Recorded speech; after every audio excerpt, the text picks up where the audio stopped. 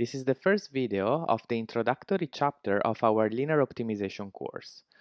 In this chapter, we will be looking at 4 sections. In section 1.1, we formally define and introduce linear programming problems. Next, in section 1.2, we give some examples to get a better idea of how these problems look like. Then, in section 1.3, we will consider some classes of optimization problems which are not linear programming problems. However, they can be reformulated and therefore solved as linear programming problems, and we're going to see how we can do that. In section 1.4, we then look at some very simple examples of linear programming problems in low dimension. This will allow us to obtain some basic geometric intuition on the problem and will allow us also to understand how to solve these problems, at least in these very low dimensional cases. Before starting, let me introduce some notation that we will use throughout the course. An n by n matrix is just an array of real numbers organized in rows and columns. So m is the number of rows and n is the number of columns. In the first row, we will have elements a11, a12 until a1n. So the very first number of the subscript represents the number of the row, and the second number in the subscripts instead represents the column. For example, the first column is a11, a21 until am1. Of course, the very last element of our matrix will be amn, which is in row m and in column n. The transpose of our m by n matrix is another matrix which is n by m and is obtained exactly by switching columns with rows. So for example, the very first column of A is A11, A21 until AM1, and this column becomes the first row of our transpose matrix. So we have A11, A21 until AM1. A very special type of matrices is given by vectors. So a vector is essentially just a matrix with only one column. So we can write it exactly as a matrix with only one column. For ease of notation, throughout the course, most of the times we're not going to write a vector in this way because it takes a lot of space. Instead, we're going to write it in this way. A vector is also called a column vector, exactly because it corresponds to a column of a matrix. And similarly, we can define instead row vectors, which are matrices that have only one row. So every time we're going to discuss vectors, we always mean column vectors, and when instead we need to work with row vectors, we're going to write explicitly a row vector. So now we've seen what are vectors, and we've also seen the concept of transpose of a matrix, which therefore can also be applied to a vector. And so we can define the inner product of two n-dimensional vectors x and y, and this is exactly the sum of xi, yi's for I that goes from 1 to n. Of course, this sum can be written in a matrix form very simply as x transpose y. In these few slides, we have seen the very first definitions that we're going to use in our course. In particular, every time we give a definition, the corresponding concept that we're defining is underlined. And we will keep doing this throughout the course. So every time you see something that is underlined, it means we're giving a definition. We're now ready to start with the section 1.1, where we formally introduce linear programming problems. Before giving the formal definition of a linear programming problem, we see an example. In this example, we want to minimize the objective function given by 2x1 minus x2 plus 4x3 subject to a number of constraints. The first one is x1 plus x2 plus x4 less than or equal to 2. Then we have 3x2 minus x3 equal to 5. Then x3 plus x4 greater than or equal to 3. x1 greater than or equal to 0, and x3 less than or equal to 0. In this example, x1, x2, x3, and x4 are called the decision variables. In our linear programming problem, we want to find a numerical value for every decision variable so that when we substitute such a value in the problem, then all the constraints are satisfied and the value in the objective function is as small as possible. Note that in our example, our objective function, which is 2x1 minus x2 plus 4x3, is a linear function. In fact, it can be written in the form C transpose x, where x is the vector containing the decision variables, so x1, x2, x3, and x4 as its components, while the vector C is the vector of the coefficients, so it's given by 2, -1, 4, and 0, because x4 doesn't appear in the objective function. Also, all the constraints are linear inequalities, which means that every constraint can be written in one of these three forms: A transpose x equal to B, A transpose x less than or equal to B, or A transpose x greater than or equal to B. For example, the very first constraint is of the form less than or equal to, and so the coefficient vector A is given by 1, 1, 0, 1, and the right-hand side B is given by 2. Now that we've seen an example of a linear programming problem, we are ready to formally define a general linear programming problem. In a general linear programming problem, we minimize the objective function C transpose x. C is a vector in Rn, which is called the cost vector. Then, in our general linear programming problem, we have a number of constraints, and these constraints can be of several different types. Let's start with the type greater than or equal to. So these are constraints of the type A transpose x greater than or equal to B. Since we can have many of these inequalities, we're going to index them with an index I in a finite index set M1. Similarly, we're going to have inequalities of the form less than or equal to, and an associated index set M2, which is disjoint from M1. Then we can have equality constraints, and we're going to use an index set M3, which is again disjoint from the previous two. Finally, we can have some very special constraints that are just called sign constraints. This is because each one will restrict the sign of just one variable. So these are constraints of the form xj greater than or equal to 0 or xj less than or equal to 0. For each one, we have the associated index set n1 and n2. Now, these index sets are just subsets of the set 1 until n. Of course, there might be some variable which is neither restricted to be non-negative nor restricted to be non-positive. And these variables are called free variables. Now that we've defined the general linear programming problem, I want to give you a few definitions that will allow us to easily talk about properties of a general linear programming problem. So a feasible solution is a vector x that satisfies all the constraints. Then the feasible set is defined as the set of all the feasible solutions.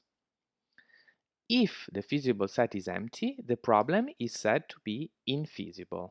Clearly, all these concepts of feasibility that we just discussed have nothing to do with the objective function. On the other hand, the objective function is fundamental for the next concepts that we want to define.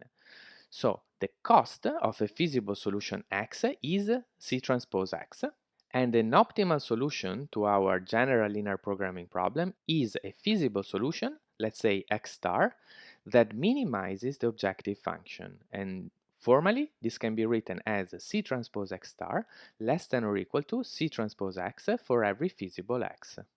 The cost of the optimal solution is called the optimal cost. One of the main tasks of our course will be solving linear programming problems. In particular, this means finding an optimal solution to the problem. Note that, as we will see, linear programming problems can have several optimal solutions. If this happens, most of the times we're interested in finding just one optimal solution, even if there are more than one. Of course, there are cases where an optimal solution doesn't exist, for example, when the problem is infeasible. Another case when an optimal solution doesn't exist is when we can find feasible solutions of arbitrarily low cost. Formally, this means that for every value k in R, there exists a feasible solution x with C transpose x less than or equal to k. If this happens, we say that the optimal cost is minus infinity or that the problem is unbounded. One question that you might have at this point is why, in a general linear programming problem, we're minimizing our objective function. What if instead we want to maximize an objective function? Well, throughout the course, most of the times we're always going to be minimizing in order to keep the notation consistent. However, if you want to maximize, you can easily switch to a minimization problem. So how can you do that? Well, let's say that in your problem, you're maximizing a linear function C transpose X subject to a number of constraints, so X in S, let's say.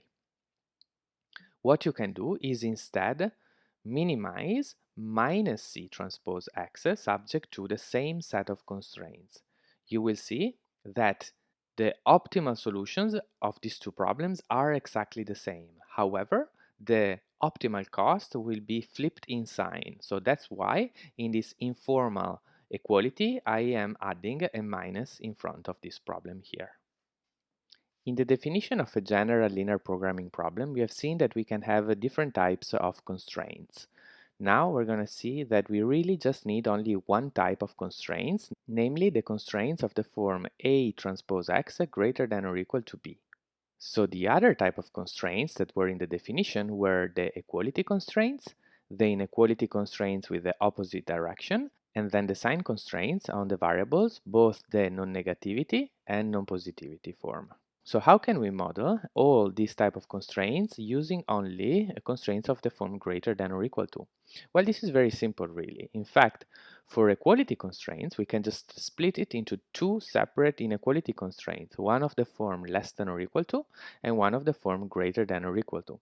For inequality constraints of the form less than or equal to, we can simply multiply the inequality by -1 and obtain minus A transpose X greater than or equal to minus B, which is of the form we like. Finally, the sign constraints on the variable are even simpler because xj greater than or equal to 0 is already a special case of the constraint A transpose X greater than or equal to B.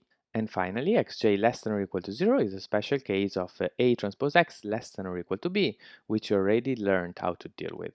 Therefore, by using this simple transformation, we can write a general linear programming problem only using inequality constraints of this form. So let's assume that we have a total number of m constraints of this form, ai transpose x greater than or equal to bi for every I from 1 to m. Our task is now that of writing our linear programming problem in a simpler matrix form. In order to do this, we introduce a vector b containing all the right-hand side, so b1 until bm, so this is an m vector. And then we define a matrix A, which is m by n, which will have the first row A1 transpose, second row A2 transpose, and so on and so forth, until the last row, which is AM transpose. Then all the m constraints can be written at once with the inequality AX greater than or equal to B. In this constraint, remember B is an m vector, and the product AX is also an m vector. In fact, the matrix A is m times n and is multiplied by an n vector. So the product will be a vector with m entries. Enforcing that the vector on the left hand is greater than or equal to the vector on the right hand means that we enforce this linear inequality component-wise. The first component of AX will be exactly A1 transpose X, while the first component of B is of course B1, and so the corresponding inequality will be exactly the first one, A1 transpose X greater than or equal to B1. If you consider the second component of the vector AX and of the vector B, you obtain exactly the second inequality, and so on and so forth. You obtain all the m inequalities by looking at all the different m rows of these vectors. So at the end of the day, our linear programming problem can be written as minimizing C transpose X, nothing new here, subject to AX greater than or equal to B. Let's now get back to our example 1.1 and see how we can write this linear programming problem in such a simpler matrix form. So this is the problem that we have seen in example 1.1. What we have to do is obtain only inequalities of the form greater than or equal to. So the first one is of the form less than or equal to, and we can deal with it by multiplying it by -1. Then the equality constraint here can be split into the two inequalities, less than or equal to and greater than or equal to. We keep the greater than or equal to and multiply the less than or equal to inequality by -1.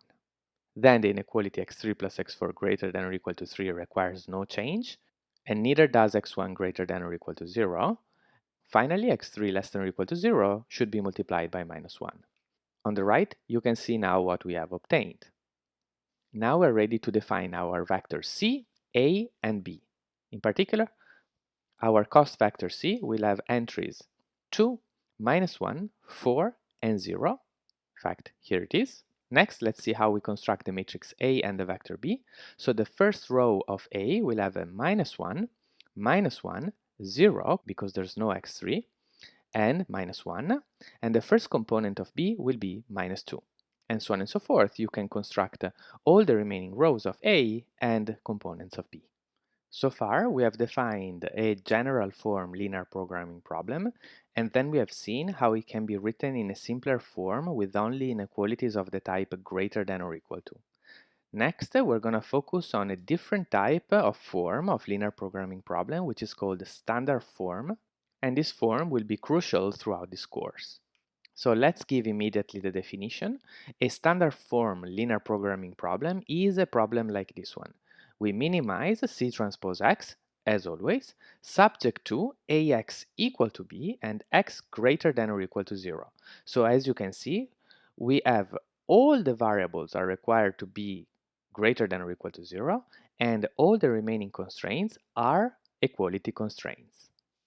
Next, we're going to see an interpretation of a standard form problem. This interpretation is essentially achieved by breaking down in the formulation of a standard form problem the vector x into its different components. In order to do so, we want to give a name to the columns of the matrix A. So we're going to call the first column A1, the second A2, until the last one, which is AN. Then, it is a fact of linear algebra that the product AX can be simply written as A1x1 plus A2x2 plus ANxn. Therefore, we can write it simply as the sum from j equal to 1 until n of aj xj. This then allows us to write the constraint ax equal to b as sum for j equal to 1 to n of aj xj equal to b. Of course, we can decompose also the objective function C transpose X as the sum of Cj xj, and the constraint x greater than or equal to 0 is simply xj greater than or equal to 0 for every j. So here is what we obtain just by expanding the x factor into its component xj's. At this point, the idea is to interpret all the columns aj's as resource vectors, while we interpret B as the target vector that we want to synthesize. So to do so, to obtain this target vector, we want to mix our resource vector, and each one should be used only with a non-negative amount, which is our xj. Among all the possible ways that we can use to synthesize the target vector B, using our resources aj, we want to find one that minimizes the total cost cj xj, where cj is the cost associated with the resource j. Now that we've given this mathematical interpretation of the problem, what I want to do next is give you a more real-world example that actually matches this interpretation. And this is what is called the diet problem and is one of the most standard and most used examples of linear programming problems. Here, our resources are ingredients. So we have n different ingredients, and our target vector to be synthesized is an ideal food that we want to synthesize. Now, every ingredient, as well as the ideal food, contain exactly m different types of nutrients, and we know exactly how much of each nutrient is contained in each ingredient. For example, in ingredient 1, we have A11 units of nutrient 1, and so on and so forth, AM1 units of nutrient M. And similarly, we have the same data for every ingredient. Then, for our ideal food, we know that it contains B1 units of the nutrient 1, and so on and so forth, BM units of the nutrient M. All this data can be nicely arranged into a matrix, capital A, that contains all our values aij, and in a vector B that contains our b1 until bm. So these are the definitions of our matrix A and our vector B. Now we can go back to our standard form problem. We are mixing non-negative quantities of our ingredients, AJ, in order to obtain our ideal food B. And this should be done at minimal cost. There is a variant of this problem where B does not represent the ideal food that we want to synthesize, but just a minimal requirement of a diet. In such a case, we no longer have the constraint in equality form, but instead we have all constraints of the form greater than or equal to. In particular, the obtained problem is no longer in standard form. Next, we're going to discuss the reduction to standard form. So what is this about? Well, we've seen the general form linear programming problem, which is this one over here, and we've also seen just now the standard form linear programming problem, which is this one over here.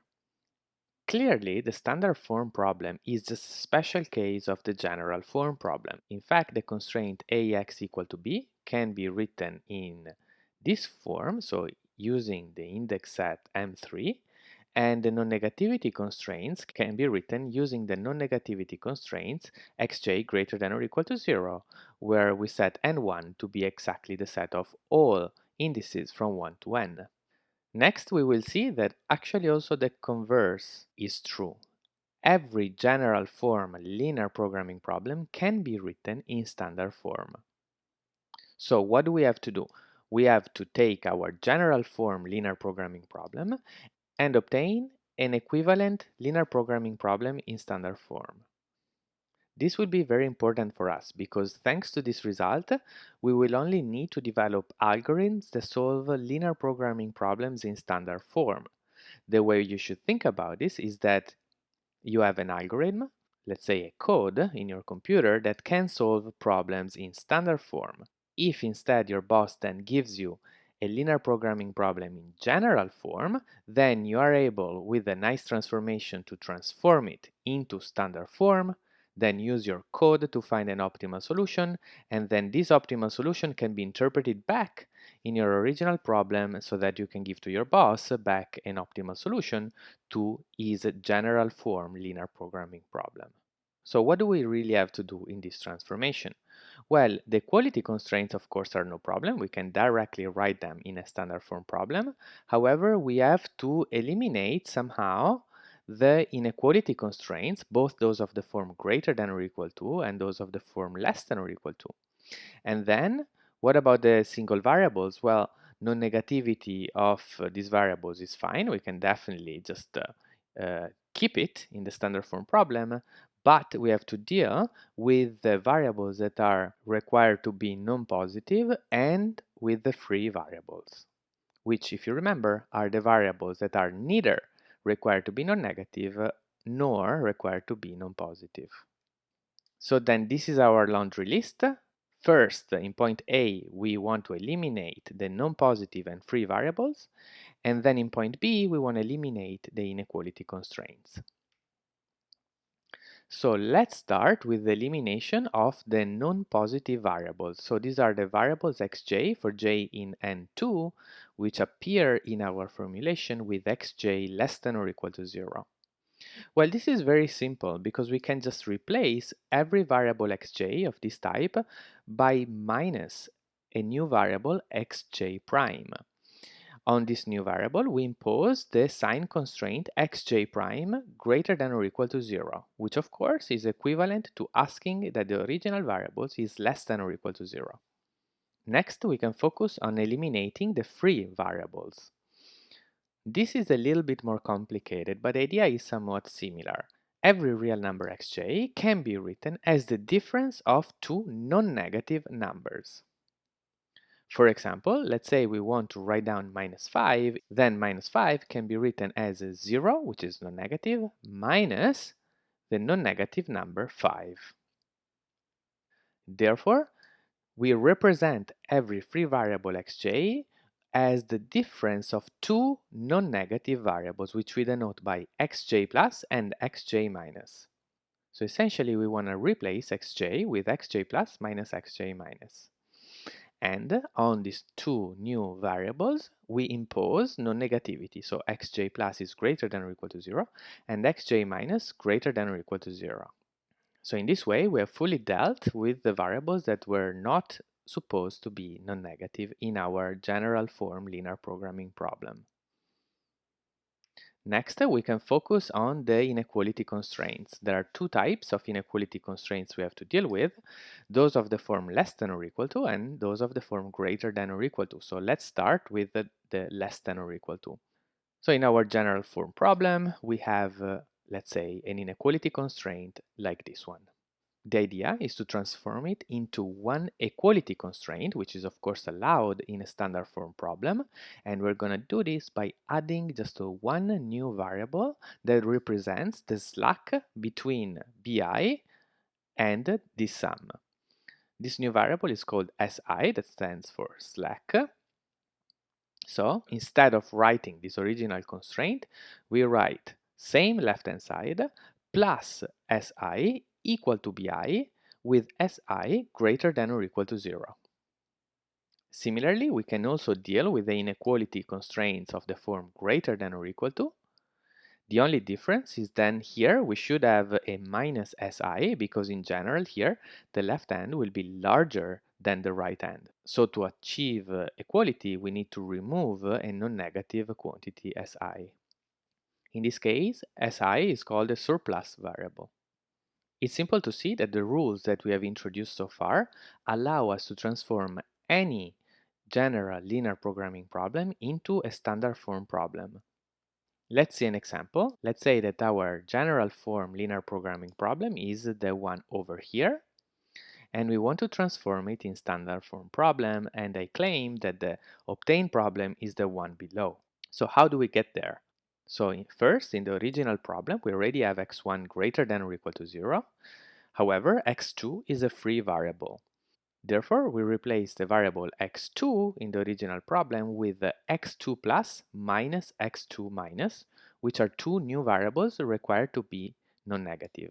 And that's exactly what we have here. As you can see, 4x2 becomes 4x2 plus minus 4x2 minus. Then in the first constraint, x2 becomes x2 plus minus x2 minus. In the second constraint, 2x2 becomes 2x2 plus minus 2x2 minus. So in this way, we have fully dealt with the non-negativity of the variables in the original problem. What is left to do? Let's look at the constraints. We have one equality constraint, which requires no further change. In fact, this equality is now this equality over there. But the first constraint is of the form greater than or equal to, so we need to introduce a surplus variable, and we're gonna add to the left hand minus this surplus variable x3, and we can then transform the inequality into an equality constraint. And of course, we shouldn't forget to have also x3 greater than or equal to 0 in our constraints. So let's now take a step back and understand exactly what we've done. We took our general form linear programming problem and transformed into a standard form problem using the rules that we just introduced. Intuitively, it seems reasonable that these two problems are, in a sense, equivalent. The idea here is that if you have an optimal solution to the problem below, then you can easily obtain an optimal solution to the problem above, and the way to do that follows directly from the introduction of our rules. For example, the optimal variable x1 exactly corresponds to the optimal variable x1 of the original problem. Then, if you want to obtain the optimal variable x2 of the original problem, everything you have to do is look at the optimal x2 plus and x2 minus and compute x2 plus minus x2 minus, because that's exactly what represents x2 in the original problem, and in this way you can obtain your optimal solution to the original problem. However, all this discussion is 100% hand-wavy and not really clear from a mathematical perspective. In fact, what we should do now is formally define what it means for two problems to be equivalent and actually show that our transformation maps a problem into an equivalent one. So the first question we should ask ourselves is what does it mean exactly for two problems to be equivalent? And this is what we're going to do next.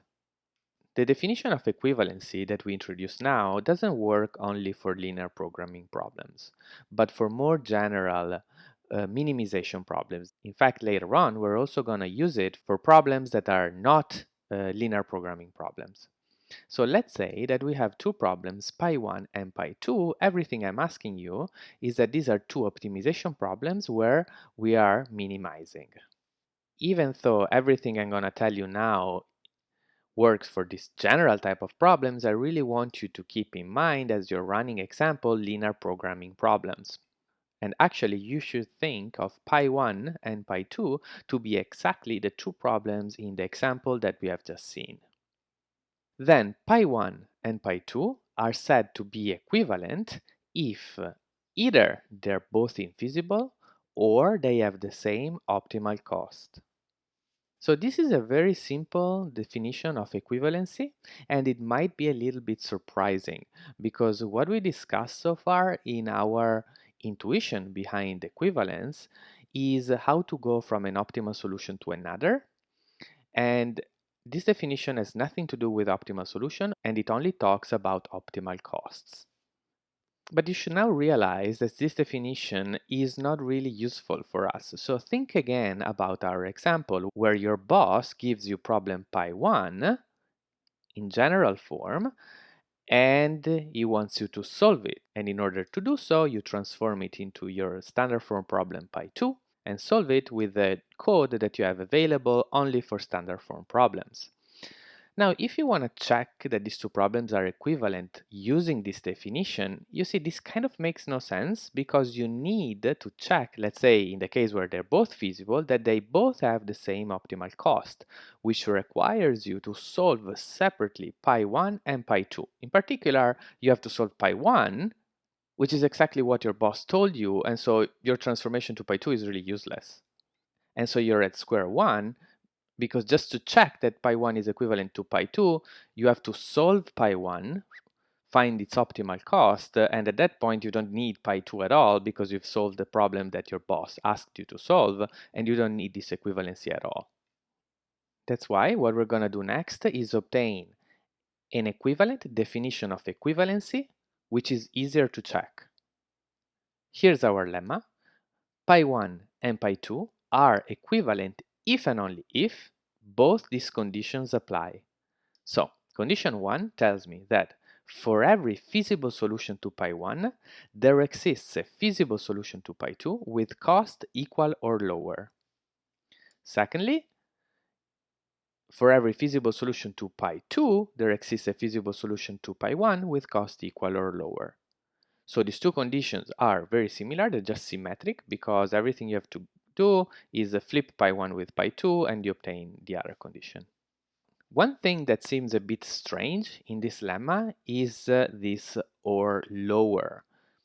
I think that for many of us it would have made more sense if this or lower was not present. So in this way you would have that for every feasible solution to pi1, there's a feasible solution to pi2 with exactly the same cost and vice versa. However, you can see that if you actually omit this or lower, then this lemma is no longer correct. In fact, I suggest that you try to find two very simple linear programming problems, pi1 and pi2, that are equivalent by definition, and such that they don't satisfy both the new versions of 1 and 2 obtained by just removing this or lower. You can find an example like this one already in dimension 1, so with only one variable. So I think I've made it clear that we really need this or lower in this lemma. However, it still seems arbitrary, like why or lower and not or higher. This seems also strange, and well, that comes from the fact that our two problems are minimization problems. In fact, if you look instead at maximization problems, you should replace in the lemma or lower with or higher. Good, so enough discussions about the statement of the lemma. What we should do now is to prove this lemma to really convince ourselves that this is an equivalent definition of equivalency.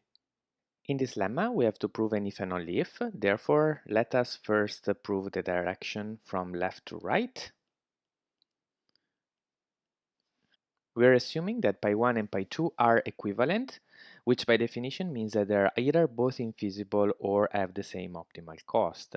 So let's consider first the case where they're both infeasible. So if pi1 and pi2 are both infeasible, there is nothing to prove.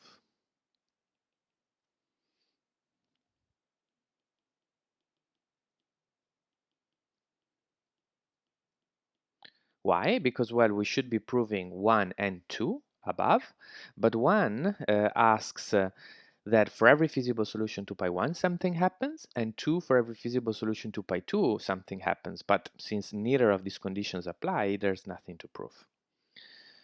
So we can now assume that pi1 and pi2 have the same optimal cost. Thus, we now assume that pi1 and pi2 have the same optimal cost.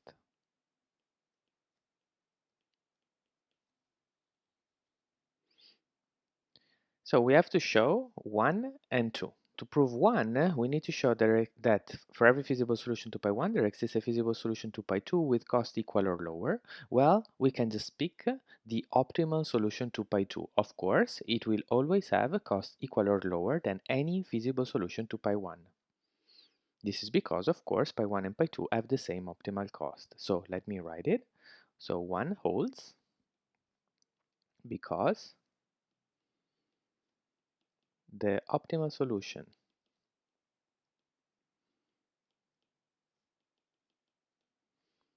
to pi2 has cost equal or lower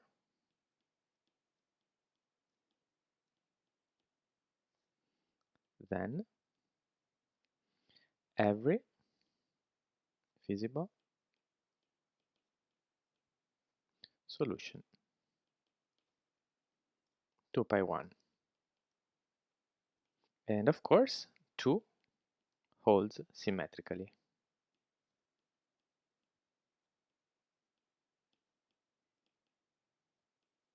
In fact, you can just write the above sentence once again by replacing pi2 with pi1 and pi1 with pi2.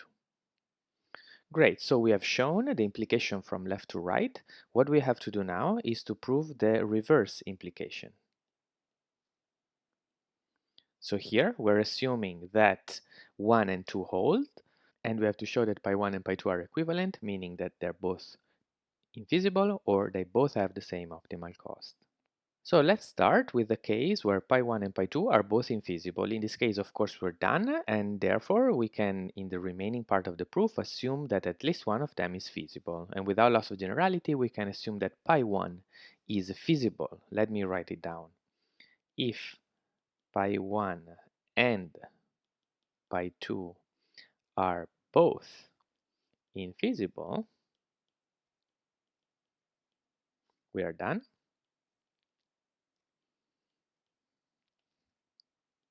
So assume that one, at least one, of course, is feasible. Without loss of generality, pi1.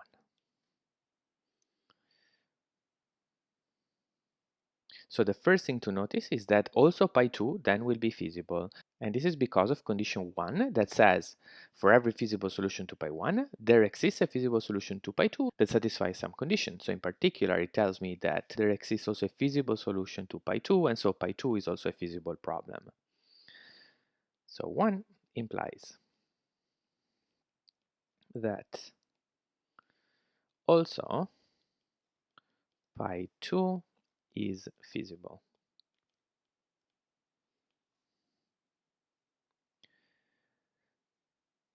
Good. At this point, they're both feasible. Everything we need to show is that they have the same optimal cost. So assume by contradiction that one of the two has a strictly lower optimal cost. Assume by contradiction that one of the two problems has strictly lower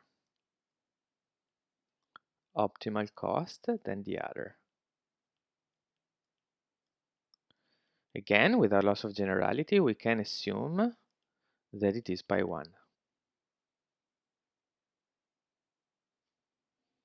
This means that there exists a feasible solution to pi 1 that is strictly better than any feasible solution to pi 2.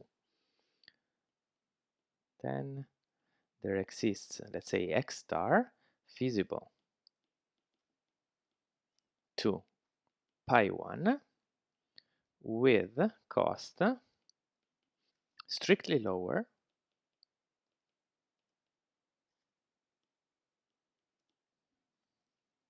than any feasible solution to pi 2.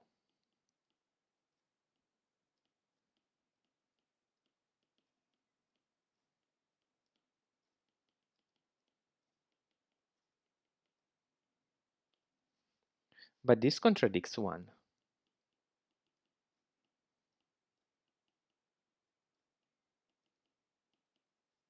In fact, 1 says that for every feasible solution to pi 1, there's one feasible solution to pi 2 with cost less than or equal to. Therefore, this is not possible. We have obtained our contradiction, and so the optimal cost of the two problems is the same.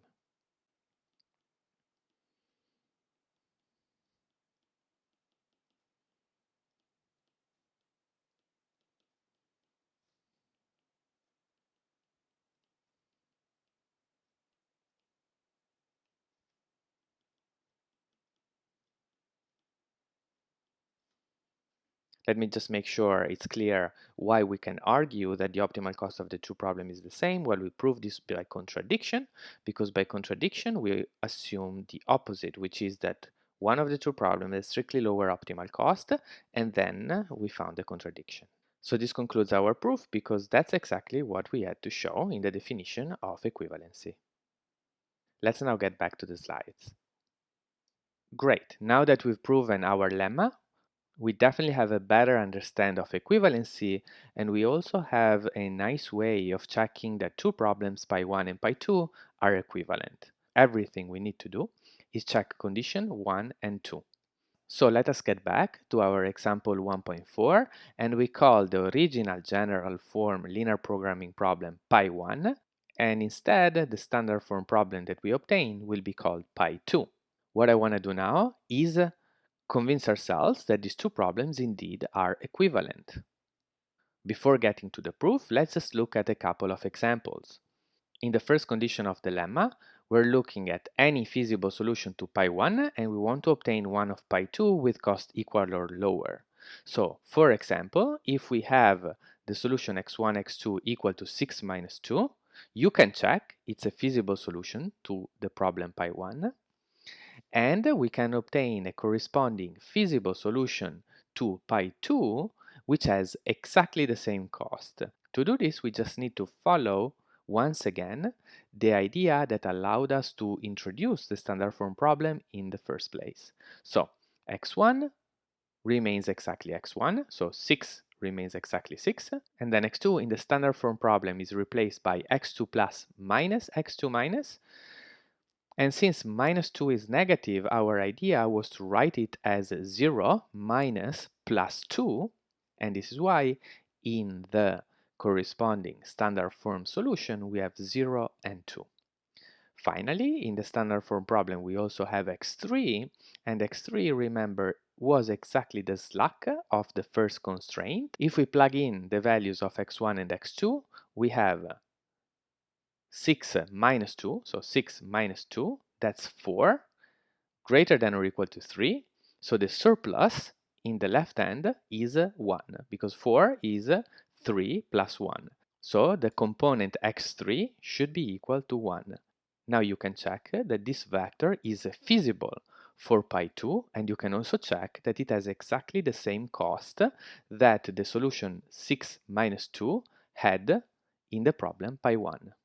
Vice versa, our lemma also tells us to pick any solution to pi2 and obtain a corresponding solution to pi1 with a cost equal or lower. So for example, let's pick this solution 8160. You can plug it in pi2 and check that it satisfies all the constraints. And what we want to do is obtain a corresponding solution to pi1.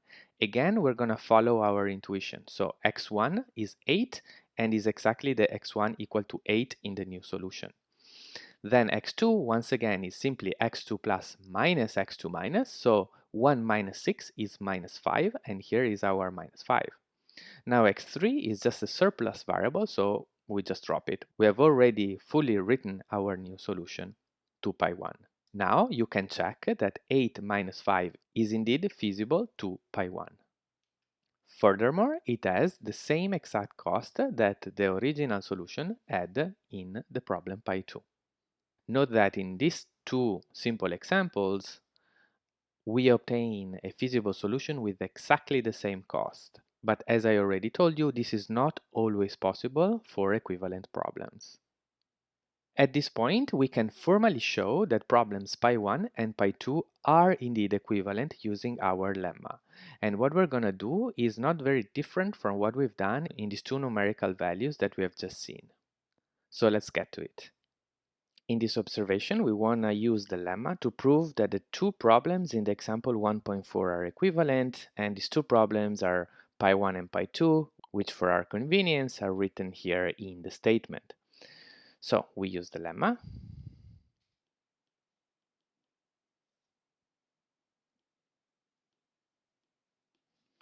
And let's prove first I. So let x1, x2 be any, let's say, feasible solution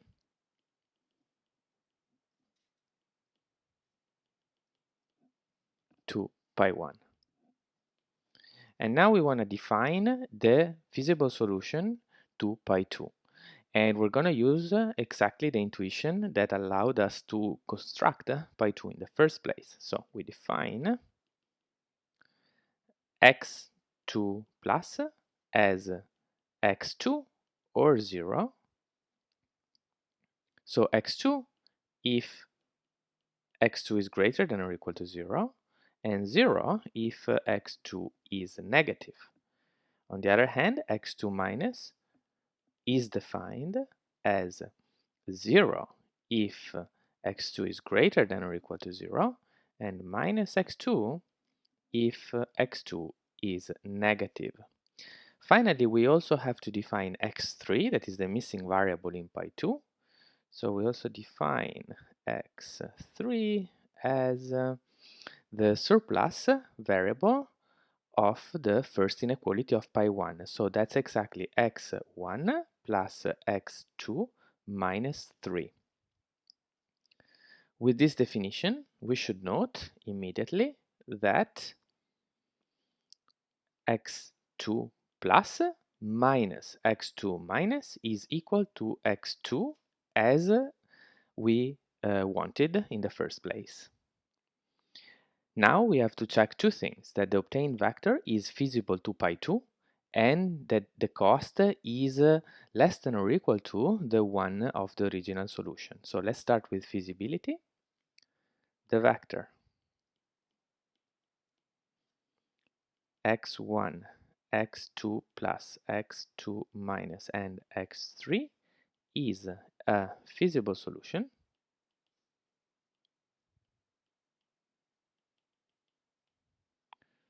to pi2 because,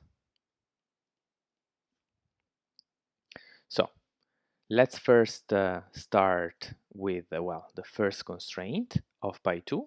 So we have x1 plus x2 plus minus x2 minus x3. So now we know that this is equal to x1 plus So this difference is exactly x2.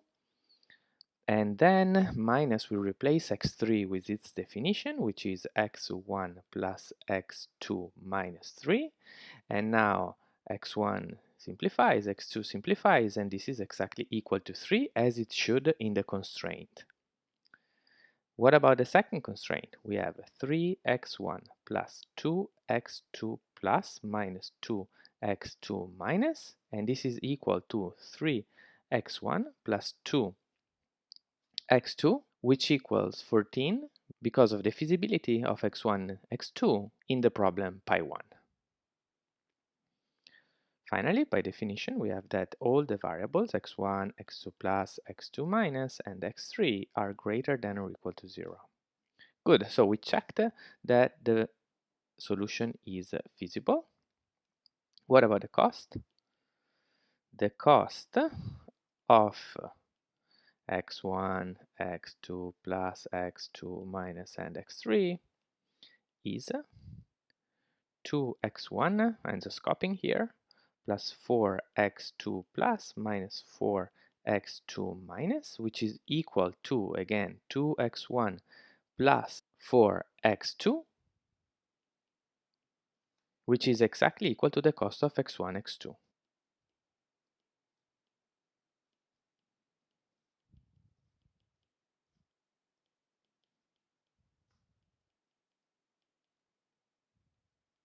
In pi1.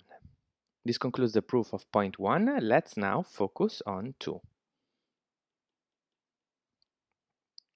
Now we're starting instead from a feasible solution to pi2. Let x1, x2 plus x2 minus x3 be any feasible solution to pi2.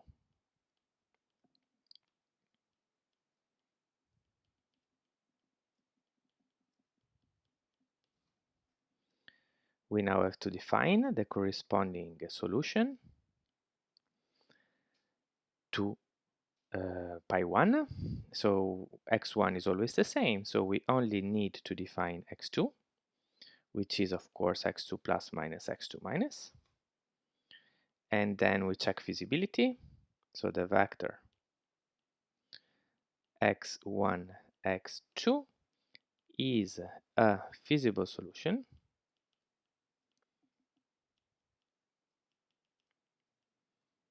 to pi1 because, so we have 3 constraints to check. So the first one is x1 plus x2, which should be greater than or equal to 3. Here we just need to substitute. This is x1 plus x2 plus minus x2 minus. And it follows from the feasibility of the original point to pi2 that this is greater than or equal to 3,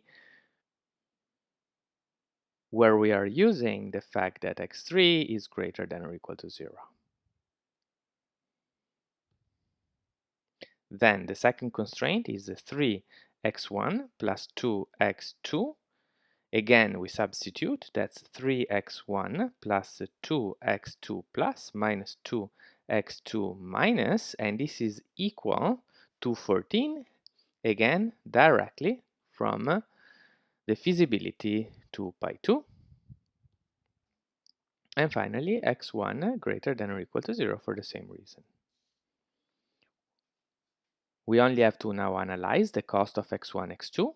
The cost of x1, x2 is 2x1 plus 4x2. Again, we substitute 2x1 plus 4x2 plus minus 4x2 minus, which is exactly the cost of the picked solution to pi2.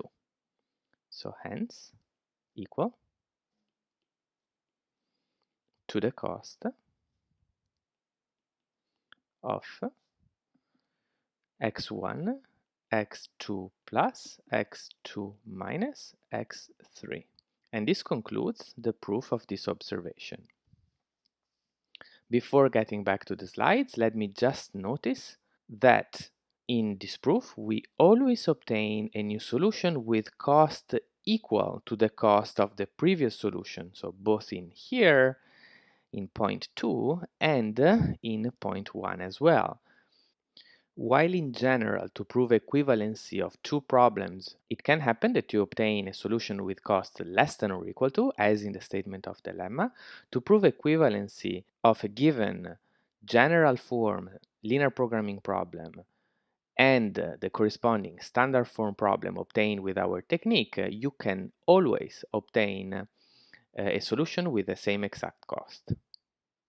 And we will see later in the course how in fact you need this less than or equal to in the statement of the lemma in later examples of equivalent problems. Great, so now let's get back to the slides. So now we have shown that pi1 and pi2 are indeed equivalent. And now I want to give you an exercise that proves something much more general. In fact, what you can show is that our transformation always yield an equivalent problem. So if you start from any general form linear programming problem and apply our transformation, then you always obtain an equivalent problem. Of course, this is a much more general statement than what we have just shown, because we have just shown it for a specific example. So for a specific instance of a linear programming problem. On the other hand, you have to show it for any possible general form linear programming problem. However, the proof is really not so different. You have to just follow the same idea of what we've done, but using the more general setting of a general form linear programming problem. To wrap up, we have seen general form linear programming problems and standard form linear programming problems. In this course, we're going to use both. We will use the general form ax greater than or equal to b to develop the theory of linear programming problem because it's more intuitive from a geometrical perspective. On the other hand, we will use the standard form when we discuss algorithms, and especially when we discuss the simplex method, because it will be computationally more convenient. And this is all for section 1.1. In the next section, we will see some examples of linear programming problems.